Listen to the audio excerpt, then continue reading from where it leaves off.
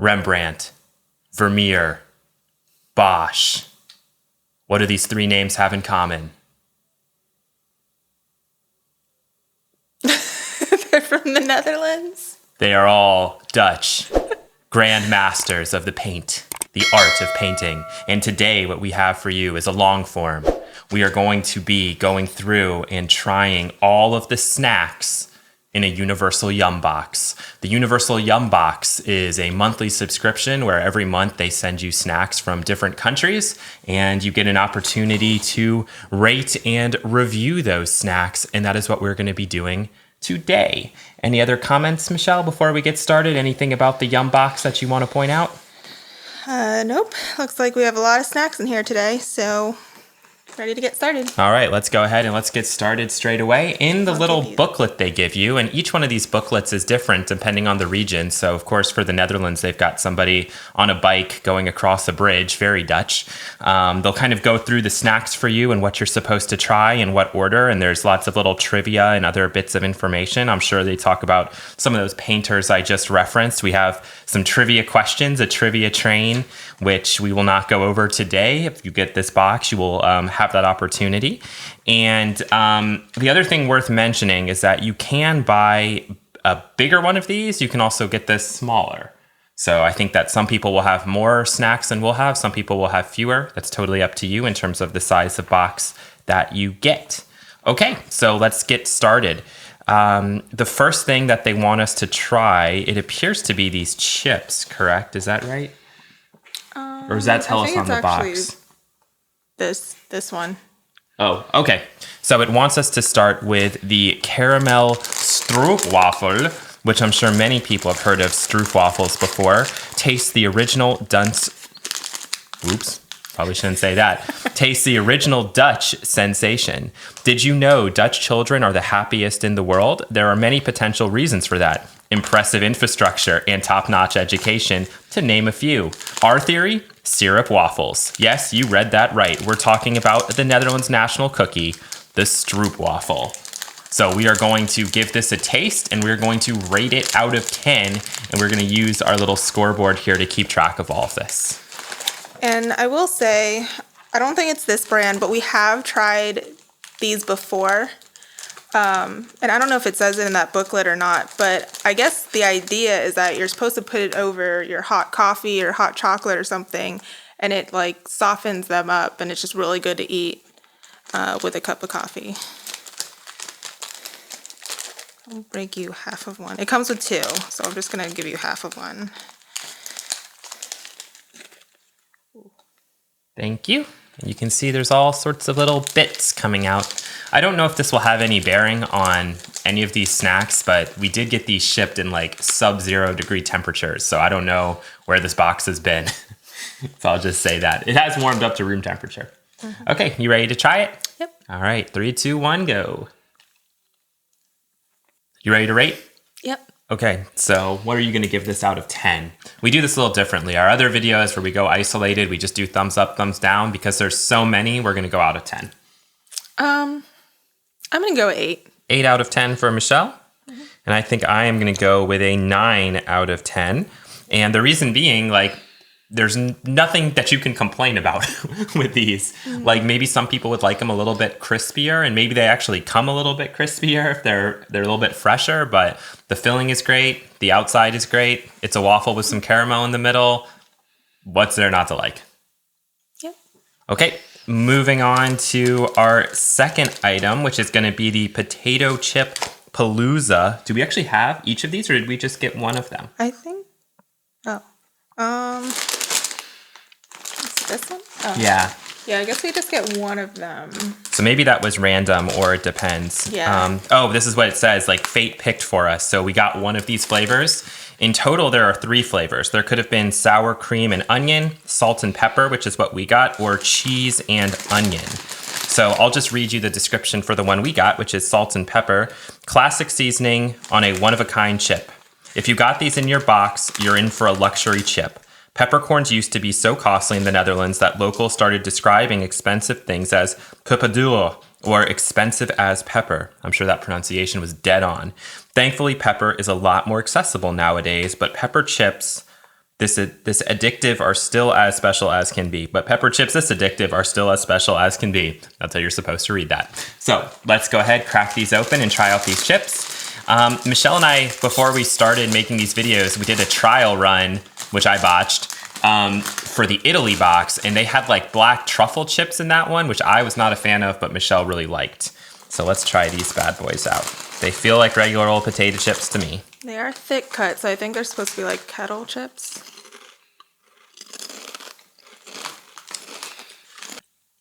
Okay, are we ready to rate? Yep. Okay, I think maybe this time I'll go first. I think I will go with a 6 out of 10. Michelle? Yeah, I'd probably go like a 7, 6 or 7. And then why would you go that way? I think it could be a little bit saltier and a little bit, I do like kettle chips, so I think it could be like a little bit crunchier too. But I mean, they're good, you know, this is something we could definitely finish, or I can finish, whichever. Yeah, and I was just going to say, like, these are the sort of chips where, and this is being American, and this is a problem, we're used to, like, the saltiest, most, like, MSG-laden chips on the planet. So Doritos and those sorts of things where, like, you can have those and have a Mountain Dew at the same time, and you're still getting all of the flavor of the chips. These ones, you almost would have to drink with water, or, like, you'd want to pair with, like, a white wine almost, and I think that would go better, because I think if you were drinking like a Coke or something with these, the flavor of the Coke is going to way overpower the chips, so it's like a much more subtler taste. You do get a little bit of a heat at the back of your tongue with the pepper, but it's not abrasive like it is with like Americanized Doritos, for example. That being said, we've recently been getting like salt and vinegar Cape Cod chips and some of the other chips, and I do like those better than I like these, but they're fine. They are good potato chips. Potato chips are kind of potato chips, and then it's just how much salt and how hard they crank the flavor. So it's going to be a personal taste thing. If you like things a bit subtle, or if you're not a fan of Americanized potato chips, you probably would like these more. So, yep, that's where we're at with those. Let's move on now to number 3. Which is going to be this one. And maybe we have to open up our little mini Yum box. I'm not sure. Oh, no, those are right here. Oh, there it is. Okay. So these are Dutch candy cars. Juicy strawberry, blackcurrant, and cherry. Candy shaped like cars. It's a Dutch thing. The famous Dutch...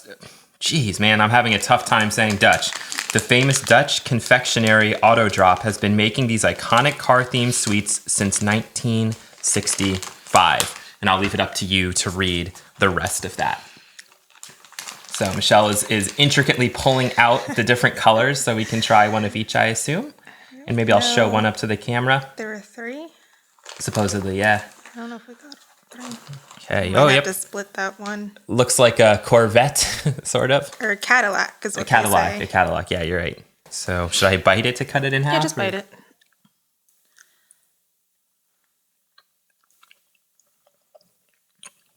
Oh, these are chewy.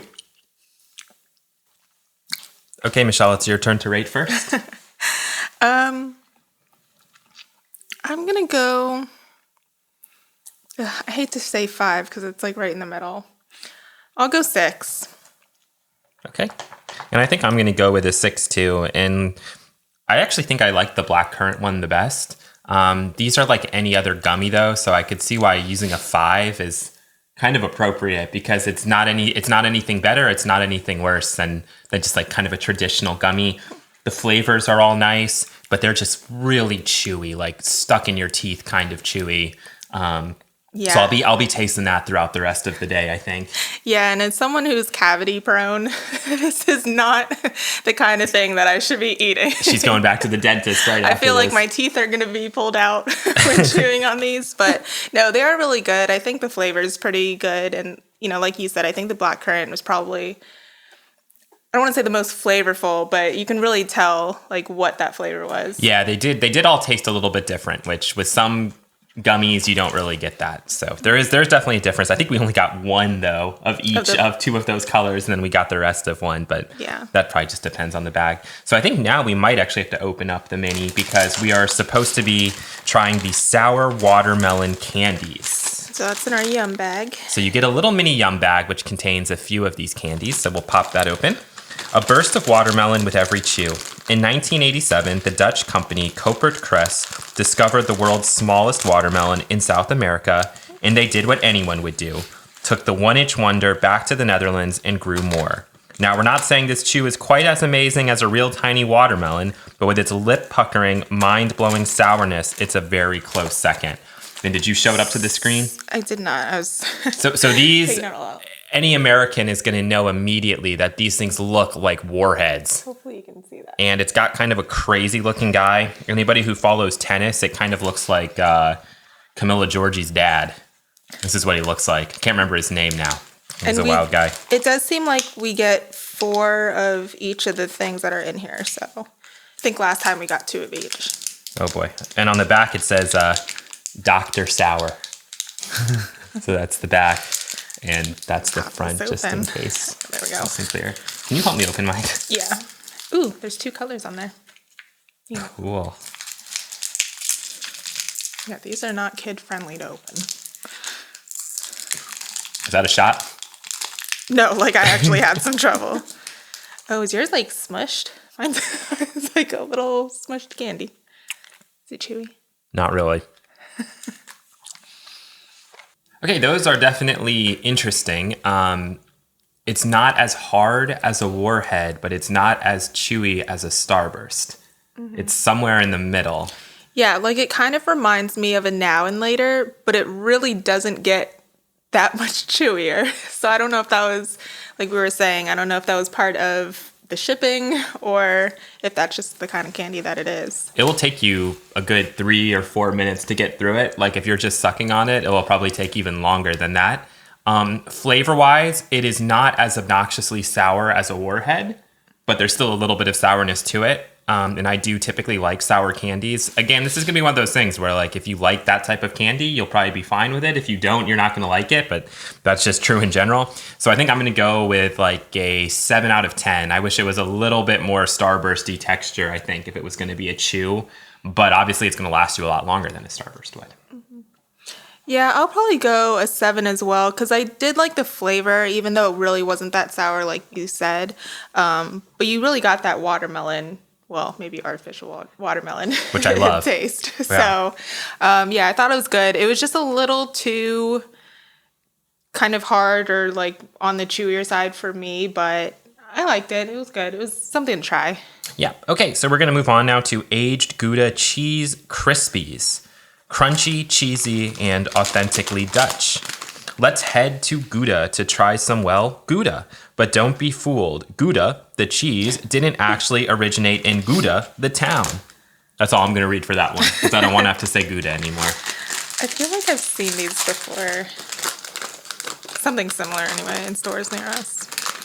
Oh, they're like really small. Okay, cool. This is interesting. Do you like Gouda cheese? Not really. Oh. It's kind of like a Cheez-It. I'm sure that's extremely offensive. Lots like, softer than Cheez-It. I have another like one, though. flakier. Thank you.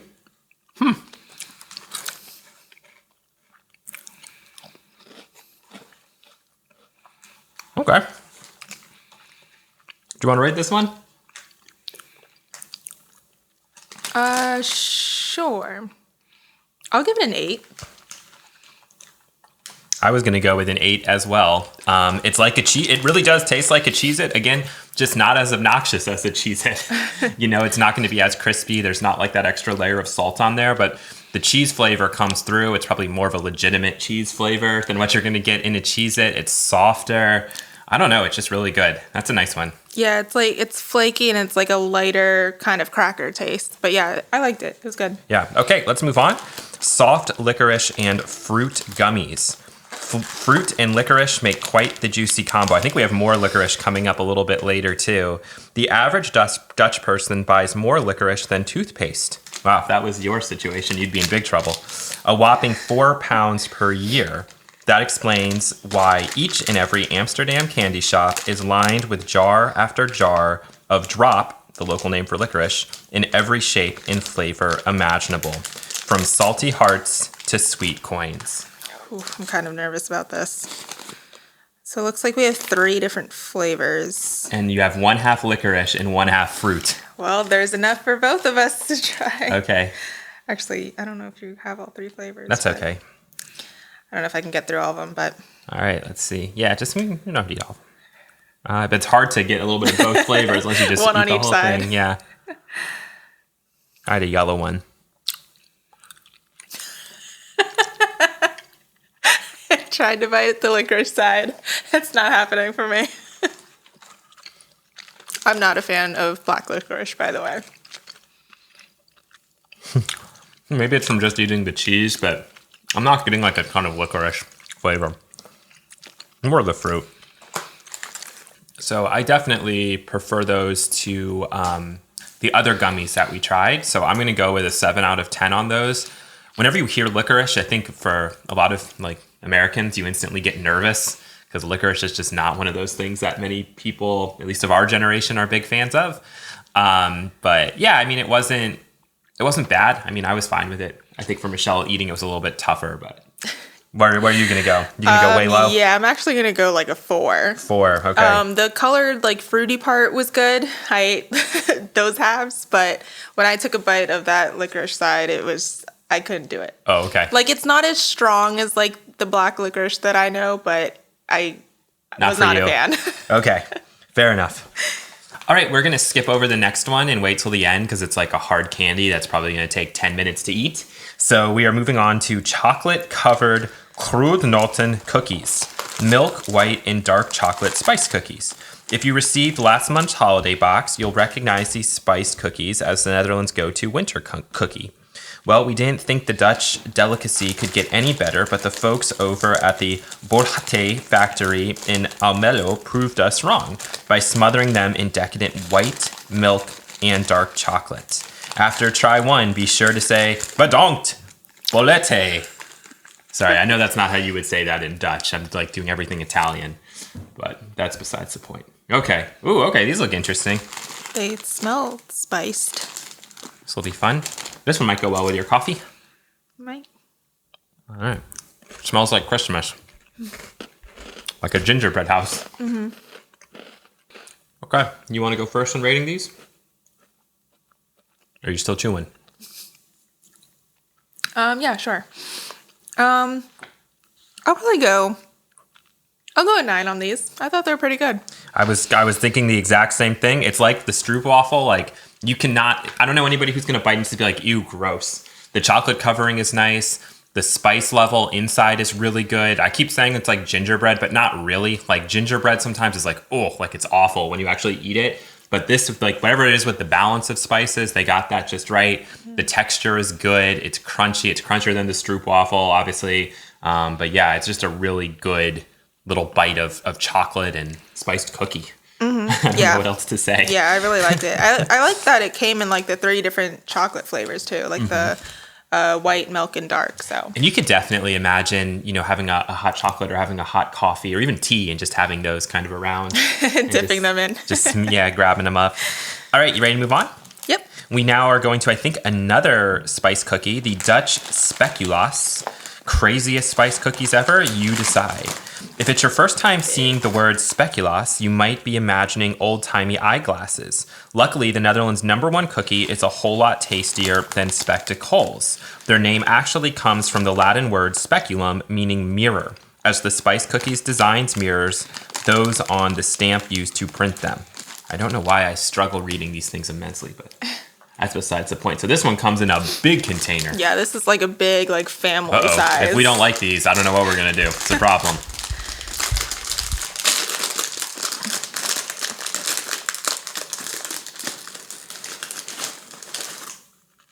So they're all stamped out like Keebler cookies. Are they the same print? Are they all the same? Nope. They're different prints. It almost reminds me of like Mayan or Aztec type thing. Which again, not trying to be offensive, but that is what it looks like to me. Oh, there's a bunch of different ones. Oh boy, the smell is unique. Yeah. Okay, let's see. Whoa, I'm full. Okay, so even on the packaging, there's actually a teapot picture and it shows like, some tea in a cup. And just eating these on their own, I'm going to go like a 5 out of 10 on these. because I think they do need something. Like putting some vanilla ice cream on top would be really good. Dipping them into tea or a hot chocolate or a coffee would be really good. But on their own, they just don't really stand up. The texture's awesome. That would be the thing I would say. I love the texture. I love the bite to it. It's not too crispy. It's not too flaky, if you will. But at the same time, I don't think I'd ever just sit there and eat these by themselves. Yeah. I think I would give them a 7. Kind of like ignoring the fact that you need something else with it. I thought it was like very unique. It kind of reminds me of like a shortbread cookie, but like a little bit crispier than that. And like you said, you can definitely eat this with something else like coffee or ice cream or whatever. But I thought for, this box and it being a unique item, I really liked it. Cool. All right, we're going to move on now to chocolate. So we have the hazelnut cream milk chocolate bar. Dutch cocoa plus rich hazelnut cream filling. There are a few iconic things about this yum. First, the packaging. And when we first saw it, we thought it was a stick of butter. It depicts the 1897 reading board that helped generations of Dutch children learn to read. I'll teach you the Dutch words for monkey, nut, cat, brother, and sister. That is, if you can resist tearing straight to the second iconic thing about this famous Dutch sweet, the rich chocolate and smooth hazelnut cream. Look at that Wonka bar opening. It's a gold bar. Mm-hmm.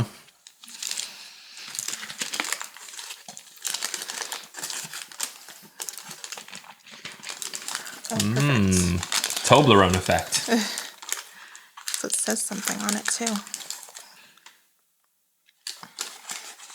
This is definitely like a hefty chocolate bar too.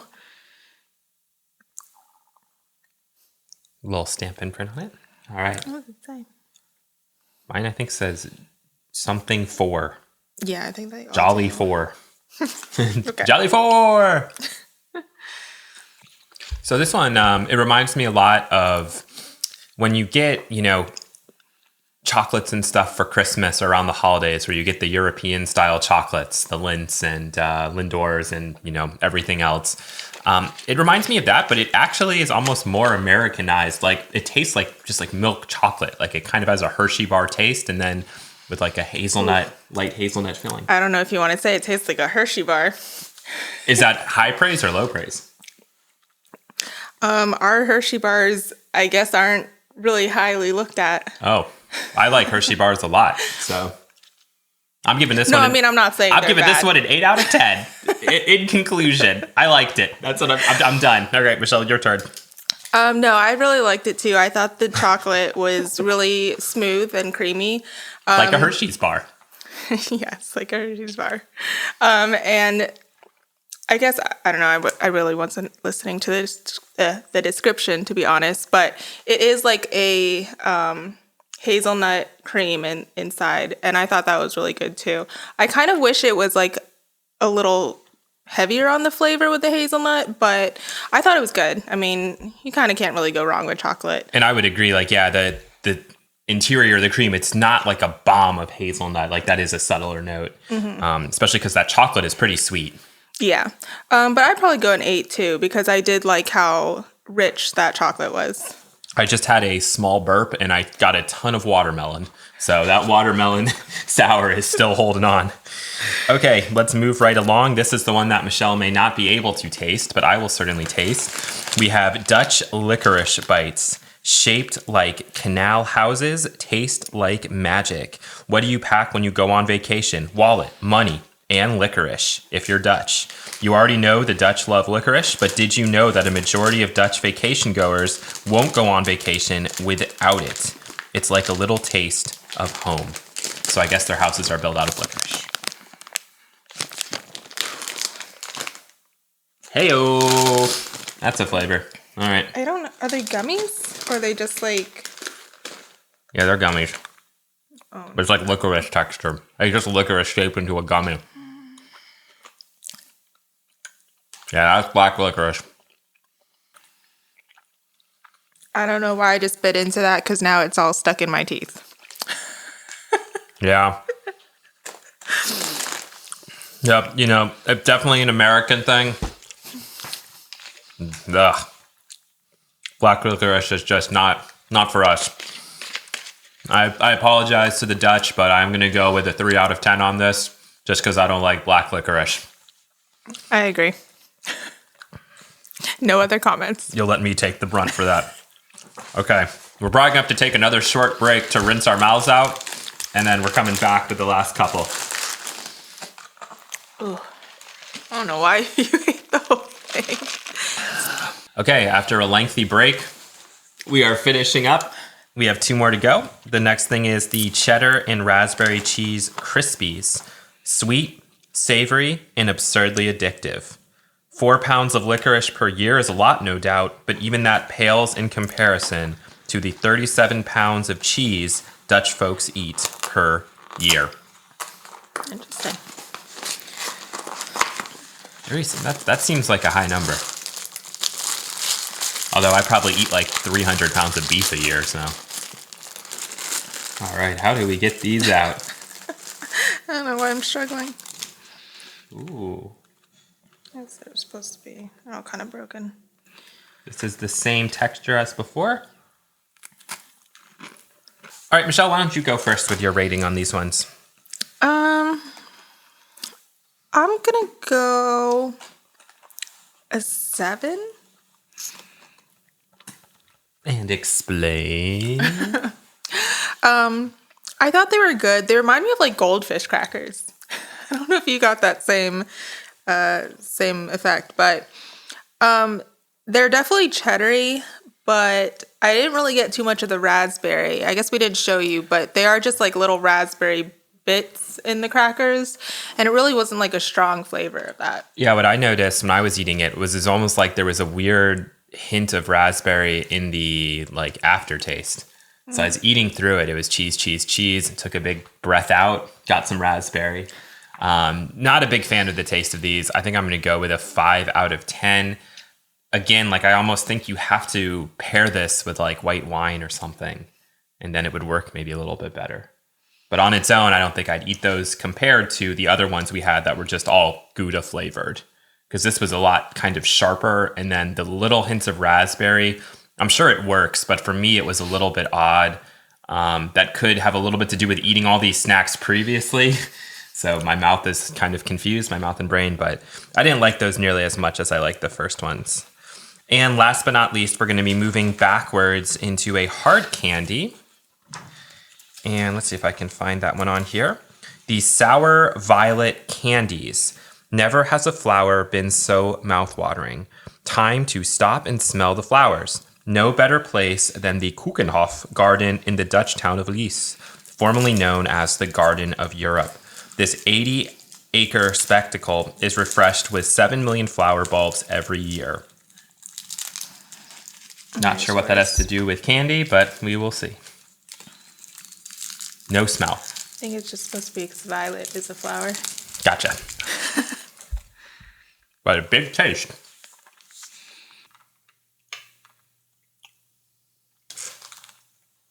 Oh, okay. Yeah, that's definitely a grandma type hard candy right there. You know, something you get when you go to grandma's house. Flavor is okay, not super strong. But I feel like by the time you'd get to the end of that, your mouth is going to have that weird hard candy coating, which I just hate. I don't like that feeling. So overall for me, I think, again, I have to go like either a 5 or a 6 out of 10. It's not really something I'd have again, but to be fair, like in what we have here, I don't really eat those ever anyway. Yeah. I'd probably go even lower and say a 4. Just because I'm not in that phase to eat these kind of hard candies anymore. The flavor's all right. Nothing special. And yeah. Okay, so as we go through, we can take a look and you can see our scoreboard there. I think we showed you guys the front of this already. Yeah, go back. Maybe it'll clear up. Who knows? But we can go ahead now and determine what our favorite yum was, what our worst yum was, and what the weirdest yum was. So let's start with weirdest, because that's, I think, like the trickiest one to kind of pick. Like, what was the most unique thing we had? I think for me, probably the weirdest one, and I mean weird in a good way, were those first like cheese crackers we had. The Gouda ones. I think I would go with these, and like they're not weird, but like they're unique to me. There's nothing I can really compare them to, and I really liked them. So for me, that's what I would go with. What about you, Michelle? For me, I'd probably go with the big boy. These cookies. The big boy. The big boy. Yeah, I mean, again, it wasn't like weird in a bad way, but it was unique. Yeah. The next one we'd have is the worst one, and like this is a pretty easy one for us on both of our scoreboards. We went with the black licorice. Again, that's just going to be like a personal thing. Some people love black licorice, some people hate it. Like I think my grandfather on my mother's side loves black licorice. It's like the only candy he'll eat, but he's the only person I know like that. So there you go. And then for our favorite yum, I had 2 9 out of 10s. Michelle had 1 9 out of 10. Hers was number 8, which was this one. Oh.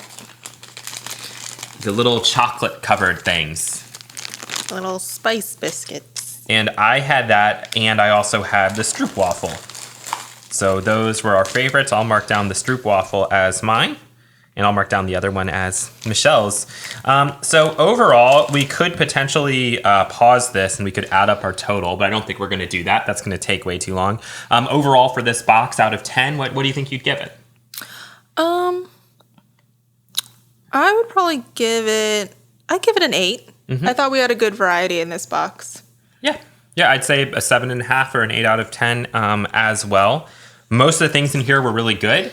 There's a lot of kind of equivalents we could draw to snacks that we have in America, though. So it's not like the most unique thing ever. But there were some cool things in here that, we wouldn't have been able to try otherwise. So definitely positive.